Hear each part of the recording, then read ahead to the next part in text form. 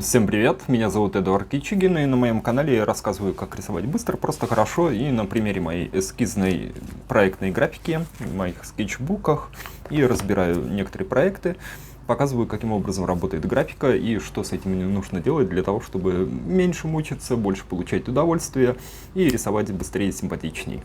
На примере одного из моих проектных скетчбуков, и вот такие типы графики, такие вот про этот листик я сейчас расскажу подробнее, вот такие вот истории с иконостасом, вот такие, очень много проектирования, очень много записей, очень много интересного. Если хотите научиться рисовать в таком стиле, то переходите по ссылке в шапке профиля и в описании к видео на мой платный сервис Boosty. Там у меня очень конкретные, ясные, понятные уроки, по которым вполне можно научиться рисовать вот таким вот образом. И это рисование, это моя итальянская школа скетчинга и быстрого рисунка. Это все проектная графика и все реальные работы. Реальная работа над проектами, так как моя специальность это ландшафтная архитектура, пейзажистика, то я делаю свои эскизы. И мои эскизы, они, в общем, вот есть вот эта вот графика, то, чему я обучаю на моем канале. И для того, чтобы рисовать вот такую графику в больших, промышленных прям масштабах и больше думать про проект, а не про эстетику, нужно понимать некоторые вещи. Это обобщение, стилизация и упрощение. Например, идею человечка мы сводим вот до такой формы. Если треугольник, вот этот треугольник тела расширяется кверху, то это скорее фигура мужская. Если треугольник расширяется к низу, то это скорее фигура женская. Вот таким образом возникает эта импрессия, и двумерными штрихами мы получаем вот такие вот симпатичные изображения. То же самое происходит с деревьями. Например, я здесь иллюстрирую идею вот этой вот лапорты, небольшая садовая скульптура, малая архитектурная форма, выложенная из камня. Вот так она выглядит в виде фронт, вот так она выглядит сбоку. Я думаю, может быть, туда могут прийти скамейки, вот эти скамейки. И как она может работать с деревьями, вот эти деревья. Ну, соответственно, мне вот все эти истории нужно нарисовать. Как нарисовать? Ну, в общем, вот таким образом. Алгоритм таков. Мы сначала рисуем простую форму.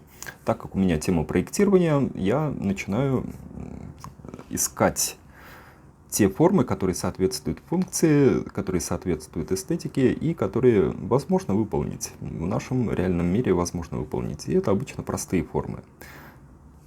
То есть в самом начале я думаю про тех исполнителей, которые могут все это делать. И так как у меня уже довольно большой опыт взаимодействия с исполнителями, то я очень напряженно могу относиться к этому моменту. Рисуем простую форму. В зависимости от того, какая у вас проектная идея или какая у вас история с тем, для чего вы это используете. Если архитектура, пейзажное проектирование, то это очень близкая мне история. Если вы рисуете для себя, для души или для каких-то других целей, то у вас какое-то, соответственно, свое целеполагание. Вне зависимости от этого, тип моей графики не меняется. То есть с ее помощью можно иллюстрировать и ландшафтно-архитектурные проекты, и творческие истории. Ну и в принципе это даже похоже на комиксы. Ну и плюс на благородную старинную графику. А что происходит? Я сначала нахожу мою необходимую форму. Вот в данном случае это небольшой короб, в котором растет дерево, контейнер. И максимально легко описываю его форму с помощью линера. В данном случае я использую линер Micron. Он с такими скошенными гранями, которые позволяют рисовать и широкой частью, и вот этой вот боком, узкой частью. И начинаю понемножку вытаскивать оттуда вот эти вот формы дерева, округлые, бионичные, и переносить туда фрагменты листвы. Вот эти фрагменты листвы. Покажу поближе. Вот они. Такие симпатичные закорючки. И немножко тенюшки между ними. То же самое может происходить и внизу, вот здесь, на земле, показывая некоторое буйство травы, растительности, которые относятся к низу, к травяному покрову, к некоторым камушкам, которые там могут находиться, и в целом описывает вот ситуацию там, где дерево уходит, например, в землю. Я стремлюсь, чтобы рисуемые мной формы были максимально простые. Если они максимально простые, то у меня возникает проблема. Они примитивны ли они, и симпатичны ли они, привлекательны ли они? Для того, чтобы они были симпатичны и привлекательны, мне нужно, чтобы я понимал, куда идти, к чему стремиться. И для того, чтобы я стремился не где-то в своей картине мира странной, а в соответствии с общечеловеческими представлениями о прекрасном, мой мозг должен на что-то опираться. Для этого я предлагаю вам опираться на традиционное художественное наследие человечества. Для того, чтобы рисовать симпатично, вы должны изучать художественное наследие. Поэтому очень хорошая дорожка — это в музей. В Эрмитаж. Если вы в Петербурге, в Эрмитаж. Если другой какой-то город, то, соответственно, там свои. И там воспитывать свой вкус. И через изучение классической живописи, классического рисунка. На этом ставить сначала мозг, а потом мозг будет помогать вам ставить руку. Иначе просто биться головой об стенку, если не понимать, куда идти. Если понимаете, куда идти, то тогда дорожка намного проще, а по-другому не происходит. И в этом есть один из лайфхаков. Когда уже нет сил практиковать, если вы на самом деле очень-очень-очень интенсивно практикуете, один из моментов вашей практики может стать вот это вот изучение. Изучение и наполнение себя историчным контекстом. Нет сил рисовать, берете, читаете книги. Нет сил читать книги, смотрите образовательные каналы на YouTube, например, как мой, ну или любой другой. Берете и вместо того, чтобы идти просто гулять, идете туда, где можно ознакомиться с культурным контекстом. Берете себя за шкирку и ведете в музей, да.